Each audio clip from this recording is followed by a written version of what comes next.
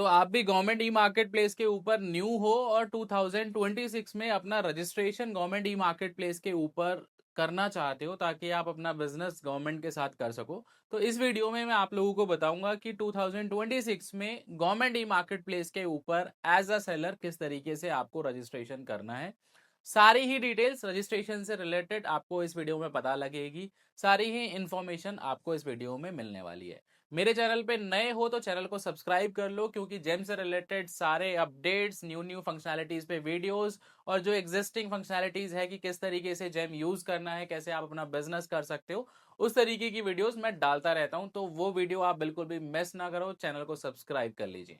तो आइए स्टार्ट करते हैं हमारा रजिस्ट्रेशन का वीडियो और समझते हैं कि रजिस्ट्रेशन आपको गवर्नमेंट ई मार्केट प्लेस के ऊपर किस तरीके से सिंपल वे में विदाउट कोई पैसे दिए करना है। रजिस्ट्रेशन करने के लिए आपको गवर्नमेंट ई मार्केट प्लेस की वेबसाइट के ऊपर आना है। एक चीज मैं पहले क्लियर कर देता हूं कि जेम पे रजिस्ट्रेशन करना टोटली फ्री ऑफ कॉस्ट है, किसी भी तरीके के पैसे आप लोगों को नहीं देने होते।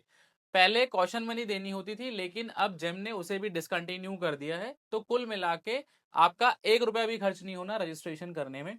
ये मैं इसलिए बता रहा हूं क्योंकि कई लोग ना अभी भी पैसे चार्ज कर रहे हैं रजिस्ट्रेशन के। मतलब अगर आप किसी से करवाते हो तो कॉशन मनी के नाम पे ना वो पैसे ले लेते हैं 5-10 हज़ार रुपए, तो आपको वो पैसे नहीं देने हैं। टोटली फ्री ऑफ कॉस्ट है। हाँ, अगर कोई प्रोसेसिंग फीस ले रहा है, आपका टाइम बचा रहा है और उसके छोटे से कॉस्ट ले रहा है, तो वो आप दे सकते हो। लेकिन इस वीडियो को देखने के बाद आप खुद से भी registration easily government e marketplace के ऊपर कर पाओगे। तो रजिस्ट्रेशन करने के लिए ना सबसे पहले आपको क्या करना है, जेम की ऑफिशियल वेबसाइट पे आना है, दैट इज gem.gov.in। वेबसाइट पता होना भी आपको जरूरी है, क्योंकि बहुत सारे केसेस में ऐसा होता है कि हमें किसी फ्रेंड ने सजेस्ट किया कि जेम पे रजिस्ट्रेशन कर लीजिए, तो हम क्या करते हैं, वेबसाइट तो कोई बताता नहीं है और हमारी ये हैबिट है कि हम डायरेक्टली गूगल सर्च करते हैं किसी भी चीज को अगर हमें करना हो या फिर सर्च करना हो। तो जब मैं यहाँ पे गूगल पे जेम रजिस्ट्रेशन टाइप करता हूँ ना,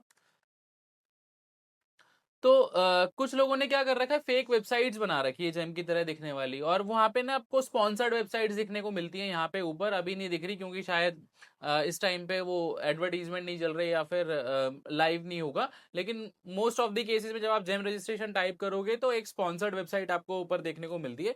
तो आपको उसे अवॉइड करना है अगर उस तरीके की वेबसाइट देखने को मिलती है। जेम से रिलेटेड कोई भी ट्रांजेक्शन आपको करनी है ना, हमेशा ऑफिशियल वेबसाइट पे आना है, दैट इज gem.gov.in। उसके बाद आपको क्या करना है, यहाँ पे राइट हैंड साइड पे ना साइन अप का ऑप्शन देखने को मिलता है। साइन अप पे जब आप कर्सर लेके जाते हो ना, तो दो तरीके के ऑप्शन आपको देखने को मिलते हैं, बायर ऑर्गेनाइजेशन और सेलर। देखिए, बायर आपका हर एक केस में गवर्नमेंट डिपार्टमेंट ही रहेगा, गवर्नमेंट ऑफिशियल ही रहेगा। आप और मैं एज अ बायर रजिस्ट्रेशन नहीं कर सकते। हम लोगों के लिए सेलर एप्लीकेबल है, तो सेलर पे हम लोग क्लिक करते हैं। अब जब आप सेलर पे लेके जाते हो ना अपना कर्सर, तो वहां पे दो ऑप्शन देखने को मिलते हैं, सेलर/सर्विस प्रोवाइडर। ऐसा यहाँ पे क्यों लिखा जाता है, क्योंकि जेम पे आप क्या सेल कर सकते हो, जेम पे आप प्रोडक्ट और सर्विसेज सेल कर सकते हो। जॉब वर्क अभी तक गवर्नमेंट ई मार्केट प्लेस के ऊपर नहीं होते हैं, जैसे रोड बनाना, बिल्डिंग बनाना, उस तरीके के job work government e market place पे नहीं होते। इसीलिए वहां पे सेलर और सर्विस प्रोवाइडर लिखा जाता है। तो आप कोई भी प्रोडक्ट सेल कर सकते हो जेम पे और सर्विस सेल कर सकते हो। तो जब आप उस पर क्लिक करते हो तो कुछ इस तरीके का आपको इंटरफेस देखने को मिलता है। सबसे पहले जेम आपसे पूछता है कि आप जो अपनी कंपनी का रजिस्ट्रेशन करना चाहते हो, तो वो आपकी एंटिटी किस टाइप की है, प्रोप्राइटरशिप है, पार्टनरशिप है, प्राइवेट लिमिटेड है, एलएलपी है। तो आप इसे सेलेक्ट करोगे। देखिए, as a seller government e marketplace के ऊपर कौन रजिस्टर कर सकता है, इंडिया में रजिस्टर्ड कोई भी entity, whether it's a proprietorship firm, partnership firm, private limited और एलएलपी। आपने अगर रजिस्ट्रेशन कर रखा है तो आप गवर्नमेंट ई मार्केट प्लेस के ऊपर अपना रजिस्ट्रेशन कर सकते हैं। तो जो भी आपके लिए एप्लीकेबल है आप उसे सेलेक्ट करेंगे। अगर आपकी एक प्रोप्राइटरशिप फर्म है तो प्रोप्राइटरशिप को सेलेक्ट करेंगे। जैसे ही जिस भी टाइप को एंटिटी को आप सेलेक्ट करोगे, तो यहाँ पे आपके सामने एक चेकलिस्ट जनरेट हो जाती है डॉक्यूमेंट्स की, कि कौन कौन से डॉक्यूमेंट आपको चाहिए अगर आप गवर्नमेंट ई मार्केट प्लेस के ऊपर रजिस्ट्रेशन कर रहे हो। तो यहाँ पे आपको रिक्वायर्ड डॉक्यूमेंट्स देखने को मिलते हैं, मतलब मैंडेटरी डॉक्यूमेंट्स है, यहाँ पे मैंडेटरी स्टार लगा हुआ है, ये तो आपके पास होने चाहिए। कौन कौन सा है, आधार कार्ड और उससे linked phone number, active email address, दूसरा है business pan card, bank account details, ITR return और आपका रजिस्टर्ड एड्रेस। ये डॉक्यूमेंट्स मैंडेटरी हैं, आपके पास होने चाहिए, तभी आप रजिस्ट्रेशन कर सकते हो। नीचे वाले जो डॉक्यूमेंट्स हैं ऑप्शनल है तो अच्छी बात है, नहीं है तो विदाउट उसके भी रजिस्ट्रेशन किया जा सकता है। कौन कौन से हैं? आपका उद्यम सर्टिफिकेट है, स्टार्टअप सर्टिफिकेट है और जीएसटी है। जीएसटी भी मैंडेटरी नहीं है, एज पर जीएसटी नॉर्म्स आप अप टू 40 लाख तक का बिजनेस कर सकते हो। तो जो भी मैंडेटरी डॉक्यूमेंट्स है आप उन्हें सेलेक्ट करोगे और आगे प्रोसीड कर जाओगे।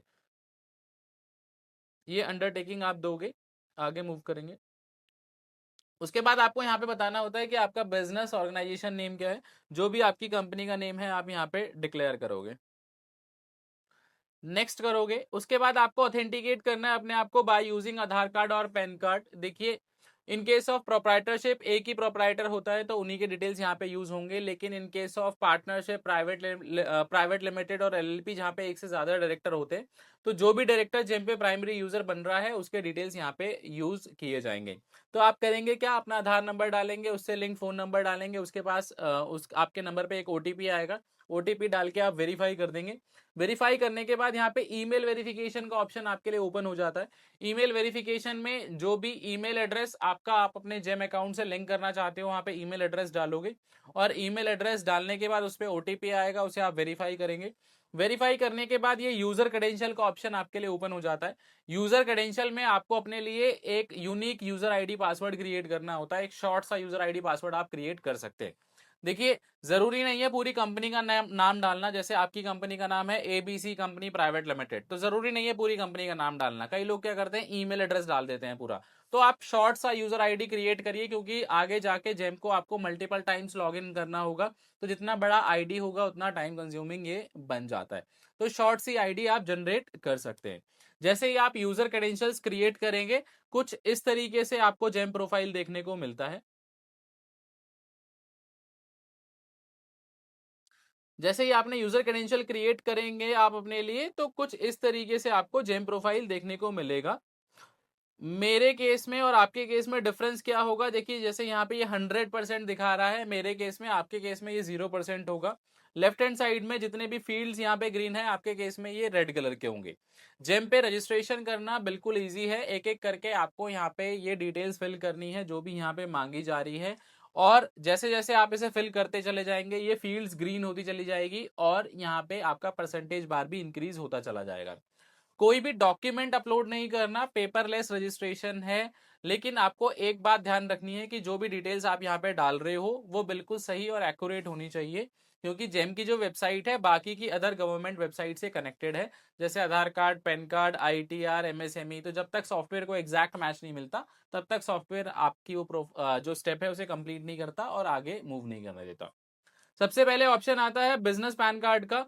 आप प्रोपाइटर है तो अपना पैन कार्ड डाल के यहाँ पे सेव करेंगे। In case of partnership, private limited, LLP, जहाँ पे कंपनी का पैन कार्ड अलग से आता है तो वहां पे कंपनी का पैन कार्ड डाल के आप यहाँ पे सेव करेंगे। बिजनेस डिटेल्स में आएंगे। बिजनेस डिटेल्स में आपको यहाँ पे बताना है कि आपकी कंपनी कब स्टार्ट हुई है, डेट ऑफ इनकॉर्पोरेशन आपको बताना है। इसमें कई लोगों का क्वेश्चन ये रहता है कि सर क्या हमारा जब जीएसटी आया था वही हमारा डेट ऑफ इनकॉर्पोरेशन है। देखिए, जीएसटी तो अभी 2017 में आया है, लेकिन अगर आपकी कंपनी 2011 से स्टार्ट है तो आप 2011 वाली डेट यहाँ पे डालेंगे। तो जो भी आपके लिए एप्लीकेबल है आप डालेंगे। हालांकि प्राइवेट लिमिटेड और एलएलपी में डेट ऑफ इनकॉर्पोरेशन का सर्टिफिकेट अलग से आता है, तो वो जो डेट ऑफ इनकॉर्पोरेशन है वो आप यहाँ पे डालते हैं। और पार्टनरशिप में भी जब पैन कार्ड जनरेट होता है तो उसे आप कंसिडर कर सकते हैं। फिर है यहाँ पे एडिशनल डिटेल्स। एडिशनल डिटेल्स में बेसिकली आपको ये बताना होता है कि आप एक रजिस्टर्ड स्टार्टअप है कि नहीं है, और एमएसएमई है कि नहीं है, उद्यम आपके पास है कि नहीं है। तो ये ऑप्शनल डिटेल्स है, ये मैं आपको अभी पूरा समझाऊंगा तो आपको सारी चीजें समझ में आ जाएगी। उसके बाद है ऑफिस लोकेशन। ऑफिस लोकेशन में यहाँ पे ऐड न्यू ऑफिस का ऑप्शन आता है। यहाँ पे आपको अपने ऑफिस की एड्रेस डिटेल्स यहाँ पे डाल के सेव करना है। यहाँ पे ना मल्टीपल एड्रेस भी आप ऐड कर सकते हो कि अगर आपका बिलिंग अलग है, मैन्युफैक्चरिंग अलग है, गोडाउन अलग है, तो आप मल्टीपल एड्रेस भी यहाँ पे ऐड कर सकते हो। उसके बाद है बैंक अकाउंट। बैंक अकाउंट में यहाँ पे ऐड न्यू बैंक अकाउंट का ऑप्शन आता है। बैंक अकाउंट में मतलब जो भी बैंक अकाउंट आप अपने जेम अकाउंट से लिंक करना चाहते हो, यहाँ पे बैंक अकाउंट की डिटेल्स डालोगे और उसे आप सेव करोगे तो आपका जो बैंक है वो जो बैंक अकाउंट है वो जेम के अकाउंट से लिंक हो जाएगा। तो जैसे जैसे आप ये स्टेप्स कंप्लीट करोगे ना, आप नोटिस करोगे कि ये परसेंटेज बार भी आपका इंक्रीज होता चला जाता है। फिर उसके बाद है टैक्स असेसमेंट। टैक्स असेसमेंट में आपको यहाँ पे अपनी आईटीआर डिटेल डालनी होती है। अब देखिए जेम पे ये रूल है कि जिस दिन आप अपनी कंपनी का registration government e marketplace के ऊपर कर रहे हैं, उस दिन अगर आपकी कंपनी की एज 2 साल से ज्यादा है तो आपके लिए आईटीआर डिटेल डालना मैंडेटरी है। मतलब आज मई 2026 है, अगर आपकी कंपनी मई 2024 से पहले की रजिस्टर्ड है तो आपके लिए आईटीआर मैंडेटरी है। लेकिन आपकी कंपनी अभी स्टार्ट हुई है, 2 साल कंप्लीट नहीं हुए हैं, आपकी कंपनी की एज को 2 साल नहीं हुए, तो आपके लिए आईटीआर मैंडेटरी नहीं है। लेकिन जैसे ही 2 इयर्स का क्राइटेरिया आपका फुलफिल हो जाएगा तो आपको भी आईटीआर यहाँ पे अपडेट करनी होगी। आईटीआर अपडेट कैसे करना है ये आप ध्यान से समझ लीजिए, क्योंकि इसमें बहुत सारे लोग गलती करते। क्या करना है, एड न्यू टैक्स असेसमेंट में जाना है। यहाँ पे आपको आईटीआर टाइप सेलेक्ट करना है, जो भी आपका आईटीआर टाइप है। असेसमेंट ईयर सेलेक्ट करना है, जो भी असेसमेंट ईयर है ये आपके आईटीआर फॉर्म में आपको देखने को मिल जाती है सारी डिटेल। यहाँ पे आईटीआर का एक्नॉलेजमेंट नंबर डालेंगे आप। ये वाला जो फील्ड है ना ये मैंडेटरी नहीं है, आप इसे स्किप कर सकते हैं। इसे यस करेंगे और यहाँ पे क्या आपको डालना है वो समझ लीजिएगा। यहाँ पे आपको जब आप आईटीआर की वेबसाइट पे आईटीआर फाइल करते हैं तो आईटीआर की वेबसाइट पे एक आईटीआर फॉर्म जनरेट हो जाता है। उस आईटीआर फॉर्म को आप डाउनलोड करेंगे, वहां पे एक फिगर लिखी होती है रेवेन्यू फ्रॉम ऑपरेशन।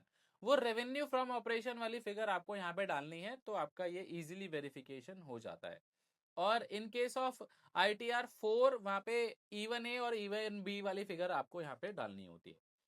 फिर है ई इनवॉइसिंग। ई इनवॉइसिंग में आपको ये बताना होता है कि आपकी जो कंपनी है वो ई इनवॉइसिंग के अंडर आती है कि नहीं आती। जैसे गवर्नमेंट का ये रूल है कि जिन भी कंपनी की टर्नओवर 5 CR से अबव है उनके लिए ई इनवॉइसिंग करना मैंडेटरी है। तो अगर आपकी कंपनी की टर्नओवर लास्ट 3 इयर्स में 5 ईयर से ज्यादा है तो यहाँ पे आप वो टर्नओवर डिक्लेयर करोगे और नो कर दोगे कि हम लोग एक्सक्लूडेड नहीं है। लेकिन अगर आपकी कंपनी की टर्नओवर 5 CR से कम है तो यहाँ पे आप टर्नओवर डालेंगे और यस कर देंगे कि हम लोग एक्सक्लूडेड है ई इनवॉइसिंग से। और अगर आपकी नई फर्म है तो आप 0 डाल के भी यहाँ पे गेट ओटीपी करके इसे सेव कर सकते हैं, कोई भी इंपैक्ट आपकी प्रोफाइल में नहीं पड़ता। उसके बाद है एमएसएमई। एमएसएमई में यहाँ पे आपको उद्यम सर्टिफिकेट अपलोड करना होता है। उद्यम सर्टिफिकेट आप अपना जनरेट कर लेंगे, अगर आप नए हैं तो उसे आप यहाँ पे अपडेट करेंगे। कैसे कर सकते हैं उद्यम सर्टिफिकेट जनरेट, एमएसएमई की वेबसाइट पे आप जाएंगे। मैं बता देता हूँ कौन सी वेबसाइट है, क्या स्टेप आपको फॉलो करना है, क्योंकि इसमें भी फ्रॉड होता है। जब आप एमएसएमई रजिस्ट्रेशन या फिर उद्यम रजिस्ट्रेशन करते हैं ना तो इसमें भी फेक वेबसाइट्स आती हैं। तो इस वेबसाइट पे आपको जाना है। यहाँ पे स्क्रॉल करके नीचे आएंगे तो यहाँ पे उद्यम पंजीकरण का ऑप्शन आ रहा है, इस पे क्लिक करेंगे तो यहाँ पे आगे जाके स्टेप्स को फॉलो करके आप अपना उद्यम रजिस्ट्रेशन कर सकते हैं। इसके लिए मैं अलग से एक सेपरेट वीडियो बना दूंगा कि उद्यम registration government e marketplace के ऊपर किस तरीके से किया जाता है। जल्दी वो वीडियो भी आपको चैनल पे देखने को मिल जाएगी। तो यहाँ पे आप उद्यम की डिटेल्स डालेंगे और उसे सेव करेंगे। फिर है यहाँ पे स्टार्टअप।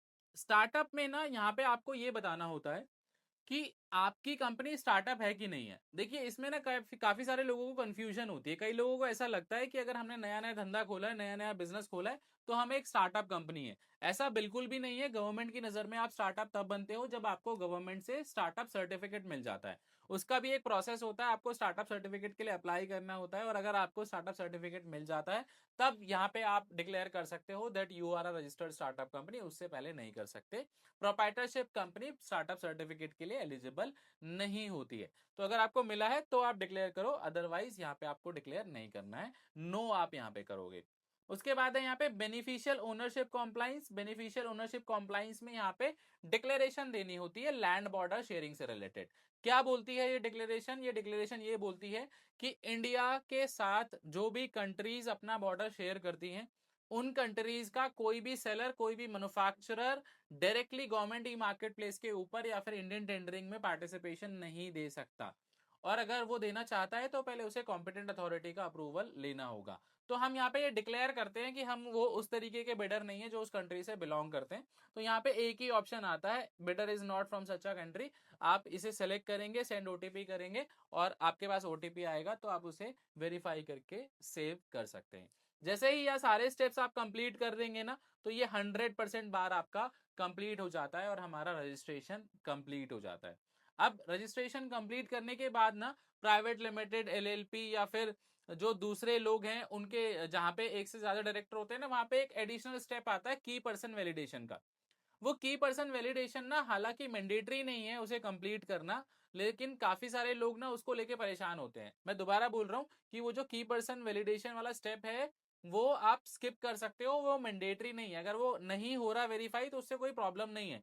वो प्रॉब्लम आती क्यों है? क्योंकि suppose there are 4 directors in the company और फोर्थ में से, मतलब जो 4 डायरेक्टर है उसमें से फर्स्ट वाले को आपने जेम पे प्राइमरी यूजर बनाया है, लेकिन जो आपकी आईटीआर जाती है ना, उसमें जो ऑथराइज सिग्नेटरी है वो आपका फोर्थ वाला डायरेक्टर है, तो वो दोनों पर्सन मिसमैच मारते हैं, इसलिए वो स्टेप कंप्लीट नहीं हो पाता। और एक एडिशनल ऑप्शन आता है टैन वैलिडेशन का, कि आपको अपना टैन कार्ड अपलोड करना होता है, अपडेट करना होता है जेम पे। तो वो जब आप अपडेट करने जाते हो ना, तो उसमें भी प्रॉब्लम आती है। वो पीछे जेम की तरफ से ही बग है। अगर आपको टैन एप्लीकेशन या फिर टैन नंबर अपना अपडेट करना है जेम के अंडर, तो आप जेम को मेल करिए, जेम की टीम बैकएंड से उसे अपडेट कर देती है। हालांकि वो भी ऑप्शनल है, जरूरी नहीं है उसे भी अपडेट करना। तो इस तरीके से इन सारे स्टेप्स को फॉलो करके आप अपना गवर्नमेंट ई मार्केट प्लेस के ऊपर रजिस्ट्रेशन कंप्लीट कर सकते हैं। अब इसके अलावा आपको कुछ नहीं करना। यहाँ पे आपको देखना है कि जैसे ही आपने सारे स्टेप्स कंप्लीट कर दिए, 100% बार कंप्लीट हो गया। अब कहीं पे आपको लगता है कि यहाँ पे ये 80% दिखा रहा है, 90% दिखा रहा है, तो लेफ्ट हैंड साइड पे आपको देखना है कि कौन सा स्टेप आपने कंप्लीट नहीं किया है, उसे आप कंप्लीट करेंगे तो 100% आपका कंप्लीट हो जाएगा। एज अ रेगुलर इंटरवल क्या होता है कि ये जो एमएसएमई वाला ऑप्शन है ना, ये जेम पे ऑटोमेटिकली दो तीन तीन दिन बाद ना अनवेरीफाई हो जाता है, तो उसमें घबराने की जरूरत नहीं है। यहाँ पे वेरीफाई का, रीवेरीफाई का ऑप्शन आता है, रीवेरीफाई पे आप क्लिक करेंगे तो वो आपका वापस 100% हो जाएगा। इसके अलावा कोई भी पैसे नहीं देने, कोई भी कॉशन मनी अब नहीं देनी, बस इसी तरीके से सिंपल वे में आप रजिस्ट्रेशन कर सकते हो। तो इन स्टेप्स को फॉलो करके ना इजीली आप गवर्नमेंट ई मार्केट प्लेस के ऊपर अपनी कंपनी का रजिस्ट्रेशन कर सकते हैं। फिर भी कोई डाउट है, कोई भी क्वेश्चन है, तो डिस्क्रिप्शन में मेरा ईमेल एड्रेस दिया हुआ है, आप मुझे ईमेल कर सकते हैं। मैं ट्राई करूंगा जल्द से जल्द आपको रिस्पॉन्स करने का। जल्दी मिलेंगे इसी तरीके की नई वीडियो के साथ, तब तक के लिए थैंक यू सो मच।